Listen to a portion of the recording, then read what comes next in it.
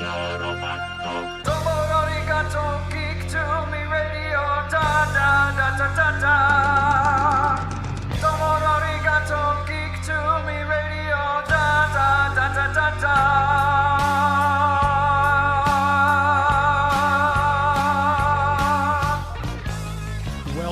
Welcome, geeks and nerds, girls and boys, to a brand new edition of Geek to Me Radio. Today we'll be talking with Fabian Nicieza all about his work in the Marvel promotional and ads department. You're going to see a lot of cool retro ads, a lot of cool vintage posters. We'll talk about his hand in developing them, all that and more. Stand by.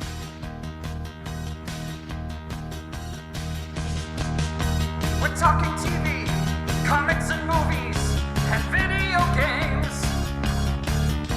And if you don't know Star Trek from Star Wars, we'll try to explain. There are 12 doctors for Hogwarts houses, one ring rules them all. To be the greatest Pokemon master, you must catch them all. You must catch them all. Try to catch them all. Gotta catch them all. Gotta catch them all. And if you're driving around the greater St. Louis area tonight, hearing us on the big 550 KTRS, welcome to you. If you're watching the stream on Twitch, Facebook, YouTube, or Twitter, hello. On Instagram, hello, and thank you for watching there. If you have not already hit the subscribe button on YouTube and Twitch, if you would, please do that. We are trying to bump those subscription numbers up before the end of the year. And if you're listening to this after the fact online in the podcast form, thank you very much for finding us there as well. Very stoked to talk to our next guest. He's been a guest on the show before. I pre-recorded an interview with him live at Planet Comic Con. And then we ran into each other at another show. Now we've got him live to talk all about the promotions and artwork he did for all these in-house posters, all these great vintage posters. You can see some of them behind me here. Fabian Nicieza. I had to go back and look up how to pronounce your last name because I almost ruined it the first time we talked, so I did my research. You still kind of got it wrong, but that's okay. You did a great job. I thought I'd pat myself on the back prematurely. So sorry. Excellent effort. Thank you for that. Co-creator of Deadpool. He created a lot of the characters from New Warriors, a prolific writer, and of course his book Suburban Dicks is out. You can pre-order The Self-Made Widow. It will be out on June 21st. And we're talking about the in-house promotion ads that he did from Marvel from about 1986 to 1991, roughly. And then I moved over to editorial.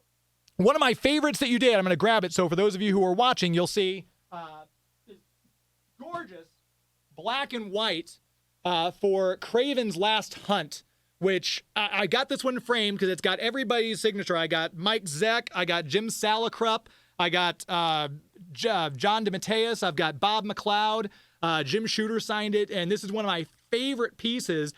JM was the last one I needed to have sign it. I took it to him at a convention in Richmond, and he goes, "Where? I don't even have one of these. Where did you get it?" And I was able to track down another one and send it to him. But that's fantastic. That's wow. how cool these posters are. Like, even the writers are like, "I want these. These are great."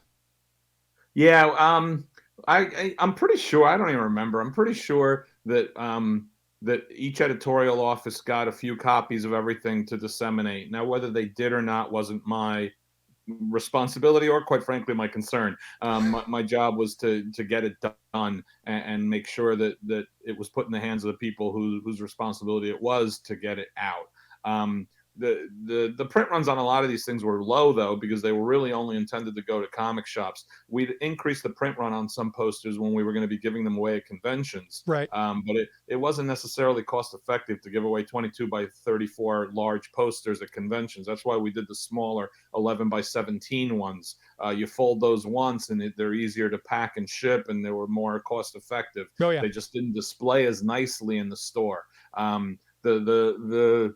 The Kraven's Last Hunt one was very early in my tenure. I think that came out the year I wasn't even officially advertising manager yet. I worked with the design to get that put together, but really that was all them. The work they were doing was so gorgeous. I'm trying to remember if it was my idea to do it black and white, both because it would save money and increase my print run, but also because the art was so evocative and he character had a black costume at the time. Yeah. So putting color on that poster wasn't even going to make that much of a dramatic difference visually. I thought that it could really work as it was, but that whole the whole art piece itself is just Zek and Beatty being fantastic is all it really was. I kind of crammed all those covers in there because I wanted to show all 6 covers, because it was very rare back then that we would have all the covers to every part of a story. Sure. But because we were publishing all 6 issues, I think in a 2-month span, all the covers had been done in advance, and covers really help sell the book. Oh, yeah. The 2 things I learned and I tried to strive is theme sells a book and a cover sells a book. If you can have theme and a cover at the same time, that's the best of all possible worlds. But you'll notice some of the house ads and some of the promo posters that you like the best don't even have the covers to the comics on them. Right. The Fall of the Mutants didn't have the cover of that. Wasn't the cover of any comic, you know. They used it recently or more recently on trade paperback collections, but that originally was commissioned solely for promotional work. But it sold the theme of the entire storyline. So certainly with the X books, it was a rarity to have covers in advance long enough that I'd have the time to use them for my promo purposes. Almost never, because the X books were always running so late. So often because the covers to things weren't done, and many of the big posters were for larger campaigns. Acts of Vengeance, Fall of the Mutants, even the Kraven's Last Hunt. You're talking about 6 issues, 8 issues, 12 issues of a large storyline. That's usually what was where promo dollars could be committed towards in certain capacities. I did work for everything, all different ways, but big ticket items like stories that were running multiple issues where you knew you were going to be selling and trying to sell even more of X amount of books rather than just a book. Really is where the promo dollars had to be budgeted smartly, because it was going to bring in more revenue to the company overall as a whole, more so than one book would, you know. And that's something editors really didn't understand, and I kind of had to work with them a lot on that. And I got along pretty well with almost every editor. There was a really good time at Marvel in the late 80s, very early 90s. We really had a very improved synergy between editorial, promotion, sales. We had good relationships between us. We improved our communication between all the departments. I was friends with a lot of the editors, which makes a big difference in how you can get things done and how you can accommodate each other's needs. And I think it reflected itself, because our sales, it is a coincidence, but I like to pretend that it's not, that our sales actively increased every single year from when I became advertising manager, and everything fell apart after I left. Of course. It's absolutely not true, everybody. I'm just joking. But our sales did increase every year. Yeah. 87, 88, 89, 90, 91. There's a reason for that. And part of the reason for that was that the company was working in a much better unified fashion than it had before. In the comments, we just had Nostalgic Pod Blast just mentioned that Secret Wars was really the first big crossover, and I think that kind of launched from there. That was obviously before your tenure, but the crossovers seem to be a staple after that. Like you mentioned, Extinction Agenda and things like that. Would you say, and again, I'm not asking you to say this editor did this, but did Shooter kind of set that precedent? Because I know he gets a lot of heat from people, but a lot of people, even at the time, who weren't really on his side, now look back and say he did a lot of good for Marvel during his tenure. I don't think that there would be a Marvel today if Jim Shooter hadn't become editor-in-chief when he became editor-in-chief. I respect Jim tremendously, and when we get to see each other, I consider him a friend. But the truth of the matter is that often in that position, everything you do right ultimately becomes everything you do wrong later. Yeah. And Jim did a lot of things wrong later in his tenure as editor-in-chief. That should not and does not mitigate all the fantastic things he did before that. You can claim or you can decry Secret Wars on a qualitative basis if you so desire. That's your subjective call.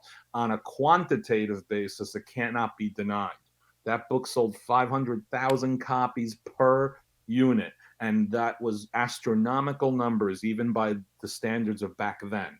Okay. And yes, it triggered a signal that the company then says, hey, this did great. We should be doing more of that. So crossovers became a part of the publishing program. Mm-hmm.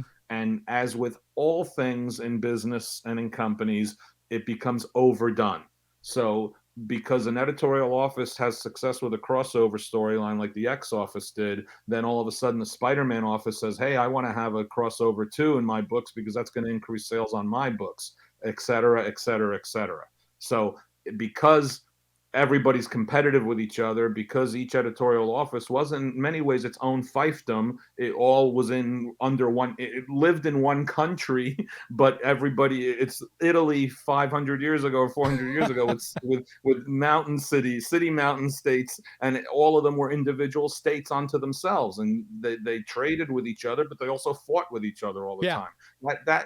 That's kind of exactly what editorial offices were like at Marvel and DC back then. I can't speak to now, but back then they certainly were. So there was a lot of competition and one-upsmanship. So everybody started to want to do things that would help increase the sales of their books. Because quite frankly, sales of the books is the barometer both by which you earn your income, but also by how the company perceives your ability to do your job. Yeah. For right or wrong, that's just the truth. Yeah. So the more your book sold, the better light and the better standing you had within the company. One of the things that you mentioned, Acts of Vengeance, which to this day I will fight on the Hill that is the best Marvel crossover in the history of Marvel crossovers. I just love the idea, the concept. And this was the first time I remember seeing these shelf talkers for the books. So is that am I incorrect in thinking that's the first time you guys did these at Marvel? I think they might have been. I honestly don't remember. I love 89. those shelf.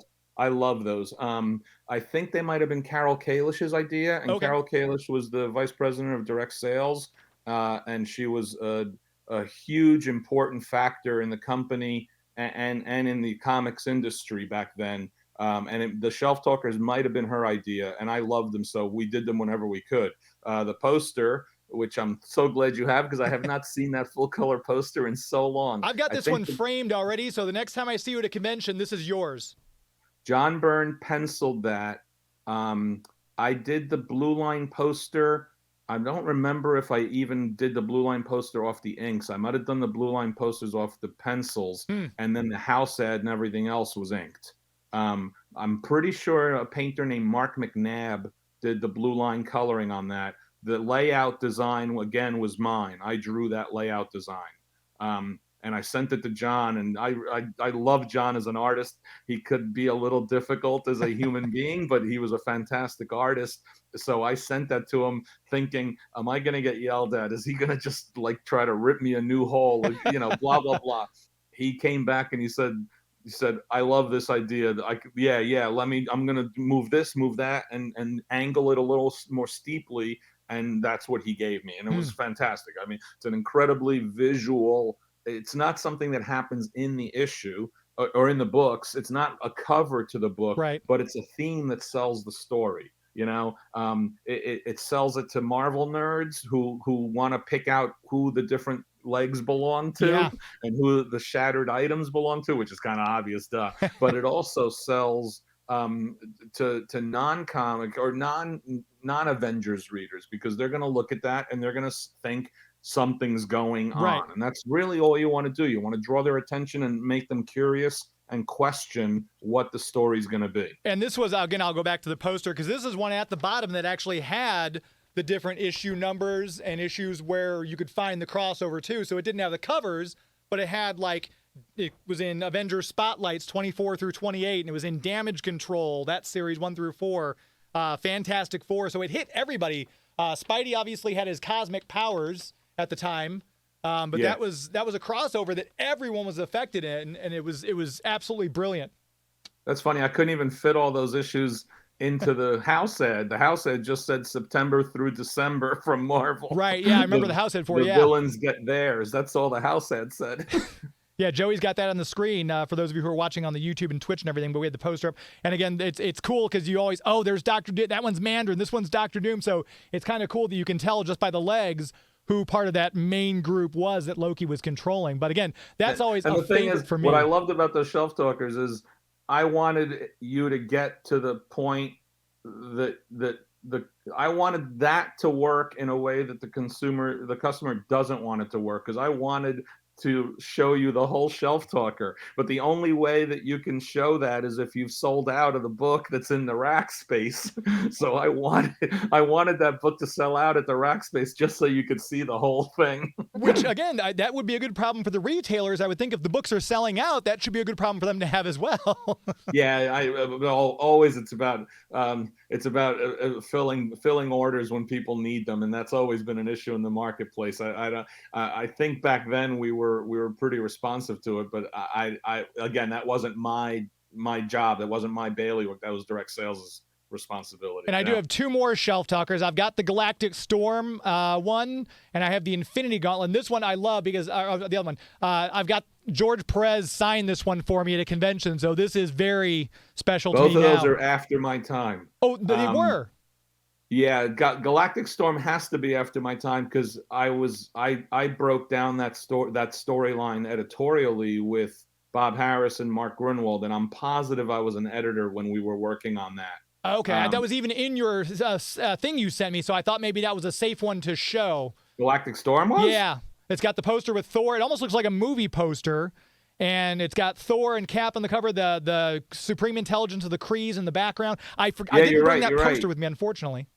Did I do that poster? I don't even remember now. That's why I know we talked about it, and you're like, I don't think I did that one, but I could be wrong because you did Maybe so many. I did. See, and James, that's the fun thing that we were at a point where we were probably producing 20 items a month between house ads, subscription ads, posters, co-op ads, sell sheets, and ancillary stuff. We were probably producing about 20 things a month. Wow. And it was a real. The only reason I left the job is because I realized I wrote a copy line and started to run it through the pipeline, and it was a copy line that I'd also written 3 years earlier. And my brain didn't even process it, and I just realized I'm getting burnt out on this because it's just too much. It's just too much material going through the pipeline, and someone else needs to be doing this because I think I've kind of hit a wall doing it. And I love the job. I always loved the job. I still loved it to this day. I still love that job. But I think sometimes you need to try something different. And that's why I switched over to editorial. Absolutely. Again, if you're just now listening, we're talking with Fabian Nicieza. Was that closer? Closer. Okay, good. I'm kind of leaning back into the good direction. That's good. I don't get a full shock for that one, Joey, because he said it was closer. We're going to take a quick break. We're going to come back, chat more about house ads. We're going to tell you where you can pick up The Self-Made Widow on June 21st. All that and more with Fabian Nicieza. Please stand by.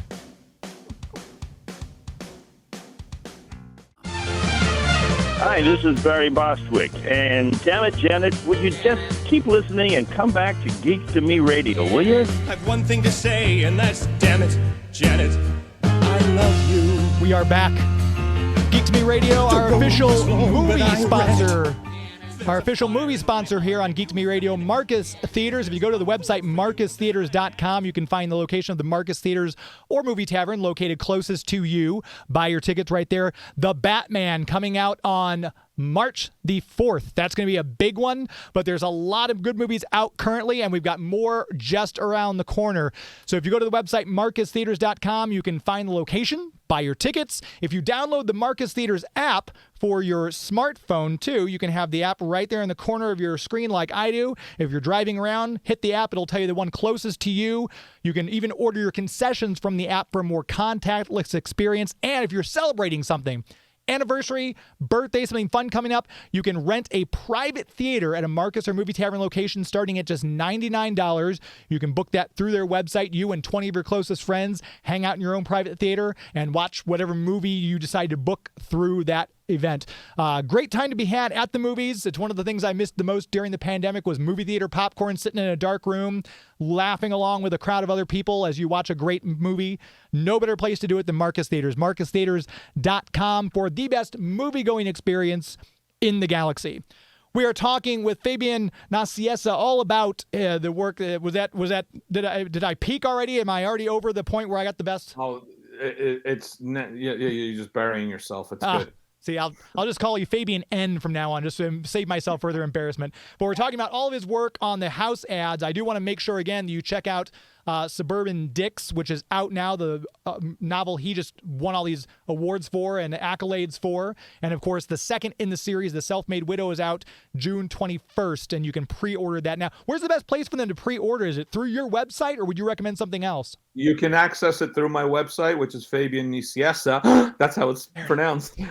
.com, or you can go to anywhere where books are sold. Any online sites where books are sold, and they're still on sale in like regular retail brick and mortar bookstores as well. But yeah, through my website, certainly you can access any of your preferred online vendors. Very cool.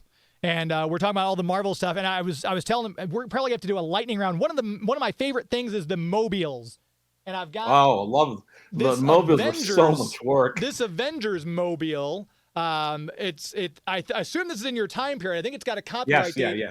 Yeah, that was me. And Operation Galactic Storm, I think, was me too, but that's me bridging between advertising manager and editorial. So that's what threw me off. I remember the poster, but I don't know if I finished the poster. Oh, okay. The guy who took over from me is a guy named Dana Mooreshead, and he may have finished the poster. I just don't remember at this point. Gotcha. The mobile I remember because Paul Ryan did it, and I colored it from pencils. Oh, wow. Mark McNabb, again, color painted that.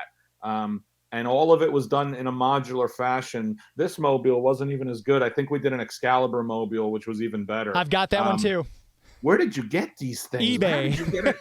I have not seen that. I've not seen that in 30 years, that mobile. There was a comic book store named Mr. Toons up in North County that was going out of business, and he knew I collected all this stuff. He's like, is there anything in the back that you want, like some of the displays? I said, well, what do you have? And I got this one, the Excalibur mobile, the Infinity War mobile. I've got the Secret Defenders, which I think that was past your time. Even Infinity Gauntlet or whatever was post me too. I definitely did the Excalibur mobile, and I definitely did the Avengers one there. I like the Excalibur one better because I think they were all free floating figures. Yeah, they were for the most part, which I liked better. That was a little blocky for me, but there was no way we didn't have the ability then to really figure that out. I think I'm trying to remember if Excalibur came first or if Avengers came first. I don't know. We also did a blow up Spider-Man balloon for the retailers. So it was a kind of a clunky looking balloon, but back then that's as good as we could do. We're talking about 1986, right? And I love that. I actually have a balloon, a Spider-Man balloon blow up in a box in the basement, straight from the manufacturer, never opened. I do have that. It has not been opened or blown up ever.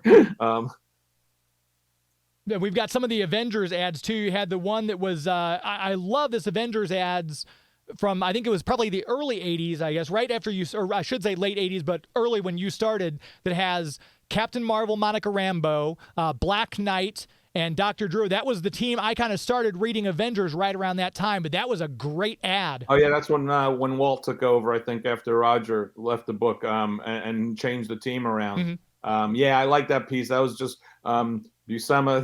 that was fun because I didn't get to work very often with John Buscema, but when I did, he was always cranky. And he was really cranky about drawing a boring picture of a bunch of people standing up. And I said, I'll pay him double rate. He goes, all right, I'll do it. And he did it.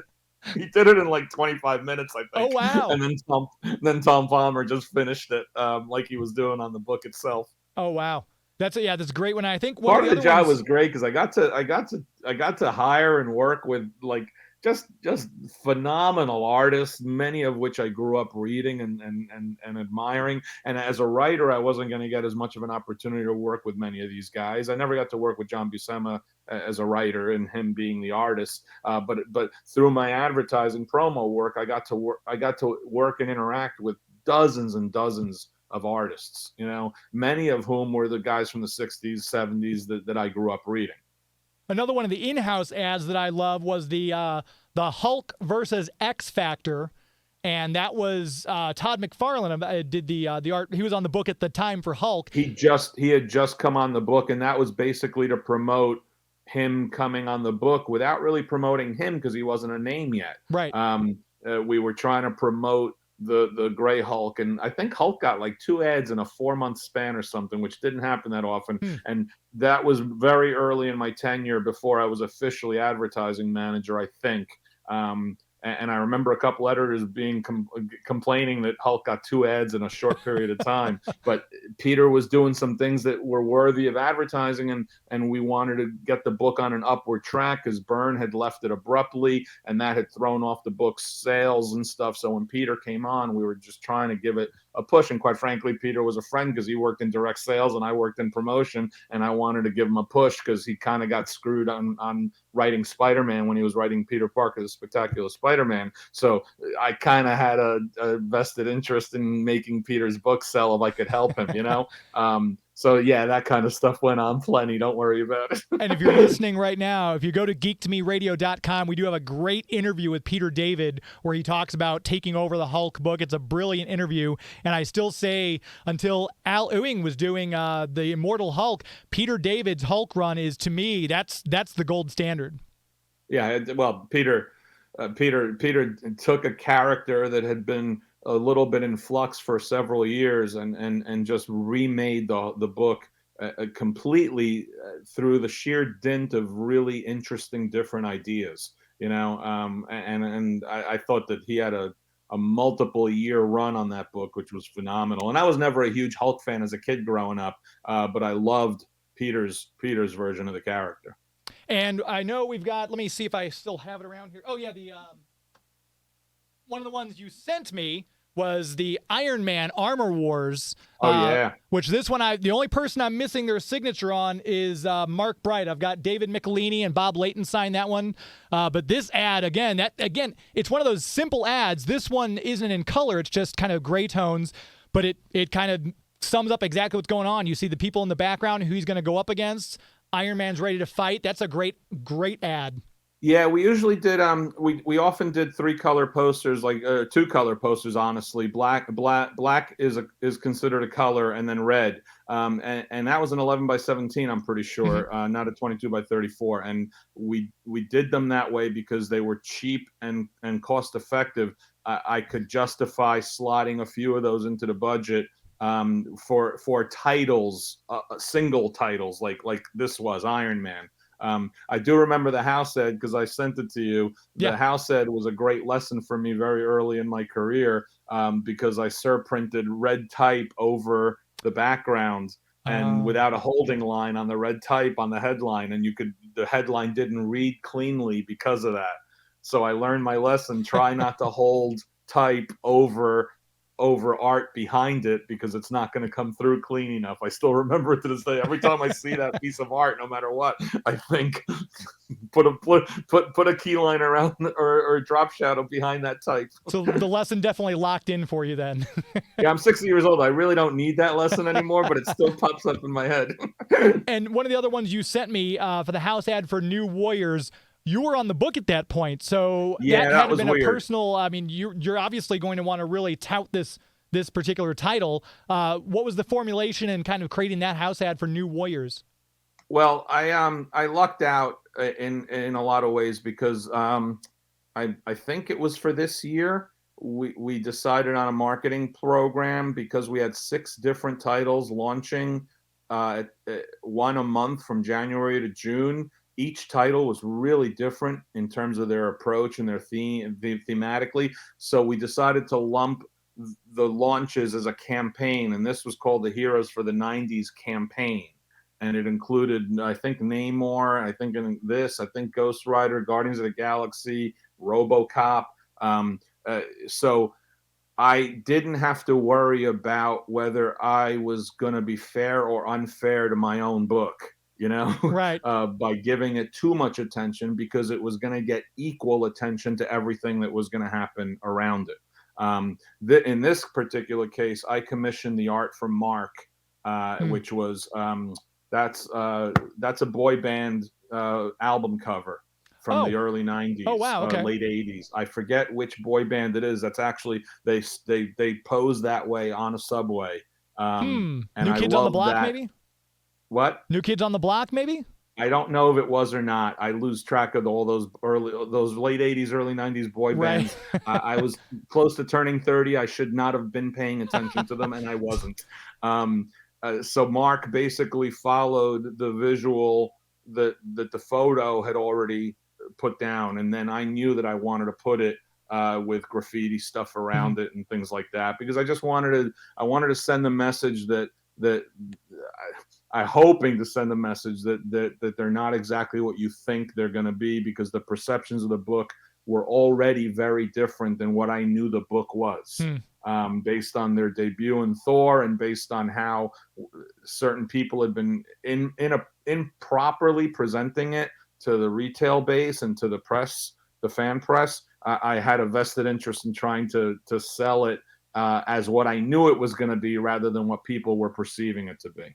Another one that's one of my favorites is this Sabotage poster. So if you're seeing this, I'm holding the poster up. It's framed. It's from the X-Force Spider-Man crossover, which was kind of chronicled Todd McFarlane's last run on the book as well. That's got to be past my time. I'm pretty sure. The reason I had you sign it is because you were writing at that that time. But that, I'm trying to find, because I thought I had a date on it, but I thought this was 91. It probably was, but I was probably moving over. Oh, okay. I'm pretty sure I don't remember promoting X-Force #1. I don't remember promoting that. Okay. So I moved over at some point, and to this day I don't remember what month it was, but at some point in 91 I moved over from advertising to editorial, and I think it was around the summertime, but I just don't remember working on a lot of that X-Force stuff. One of my favorite posters, and I couldn't find it to bring with me. I don't have it framed. It's just in a tube, but it's the Elektra Assassin poster that Bill Sienkiewicz did. Yeah, that was gorgeous. Which is absolutely amazing. So that was another. It's a mini series. So was there a reason behind doing the large 22 by 34 posters for certain books and not for others? This was a mini series, prestige format. Was it a little higher dollar point? Look, listen.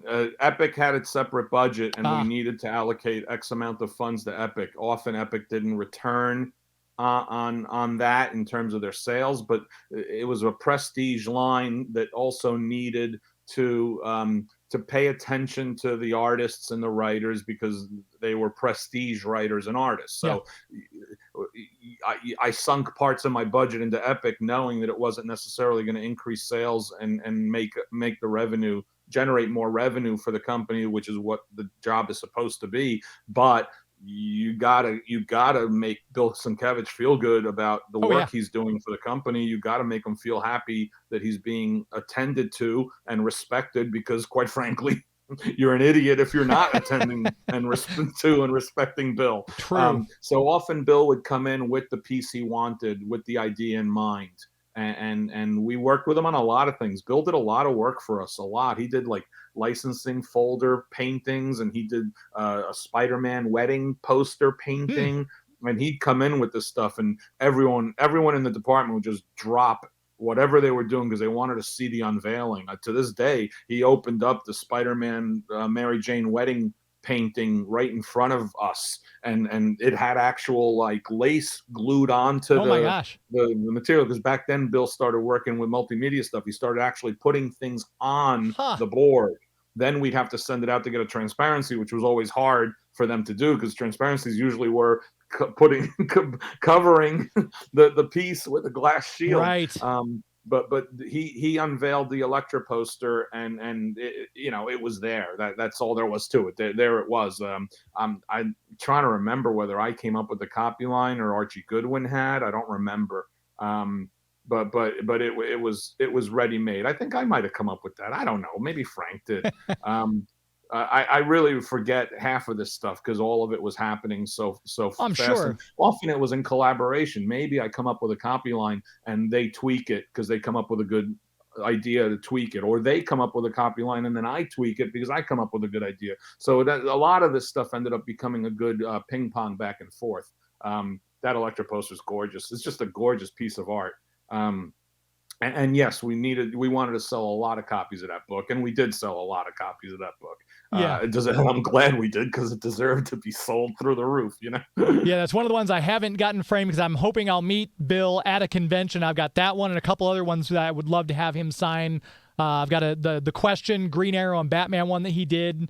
So I've got some posters that, Bill, if you're listening, love it. I'm sure you find in your collecting quirk, you find that the creators, when you bring this stuff to them, often are ecstatic about it. Yeah. Because it's A, things that they haven't seen in a while, B, things they're not recognized for that often, and often they love that their work was shown and displayed that way. If 99% of what you see is a printed comic book cover and that's your art, seeing it on a 22 by 34 poster is a completely different way of looking at your own art. So it was really cool for a lot of these guys, which is why I got such great people to do the work, because they often were excited about the opportunity to present their art in a different manner. And unfortunately, this hour has flown by. We're actually coming up on the very end of the show. We've got about 30 seconds left before I start playing the intro. Tell people where they can find you online, keep up with you, and once again, where they can find the Self-Made Widow. Okay, easiest way to get me online is always on Twitter. It's at Fabian Nicieza. I have open DMs, and I'm pretty interactive and responsive to people, unless they're jerks, then I just ignore them. So don't be a jerk is what it really amounts to. You can also see my website, which is fabiannicieza.com. It's the most easily spelled URL on the planet. So if you go to my website, you can also find access to ordering Suburban Dicks, which is on sale now, or pre-ordering The Self-Made Widow, which will come out in June. They are my first two novels. Suburban Dicks has been nominated for an Edgar Award by the Mystery Writers of America, which is like the Academy Award of mystery books, for best debut novel by an American author. So now I'm American. I got that going for me, even though I've always been an immigrant in my brain. So I hope people check the book out, because it's a whole new thing for me that I'm rather enjoying. We are glad that you're enjoying it. We love reading your material. Fabian, thanks so much for your time tonight. If you're listening right now, make sure you check out discoverstcharles.com. DiscoverSt.Charles.com, our premier sponsor. Great place to visit any time of year. If you're looking for someplace new to check out on your bucket list, check out DiscoverStCharles.com. Hi, this is Karan Soni, and you're listening to me on Geek to Me Radio. Lucky you. Don't call it a comeback.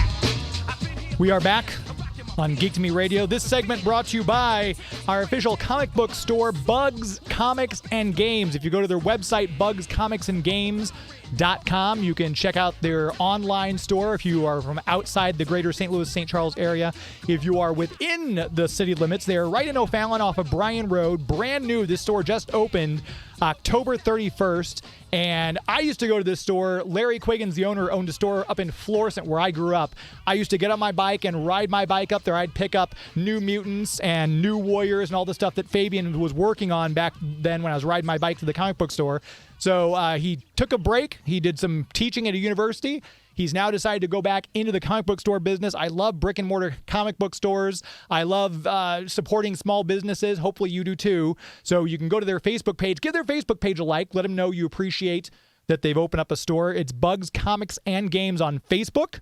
And make sure you check them out. If you are part of their Avengers Discount Club, we have all sorts of inflation, prices going up. One way to save money is by joining a place that will give you a discount on your comic books, and Bugs Avengers Club does just that. You can start saving on your new comics, your back issues, your supplies, your games, all that good stuff. Check out the website. Once again, bugscomicsandgames.com. Very proud to have them as the official comic book sponsor here on Geek to Me Radio.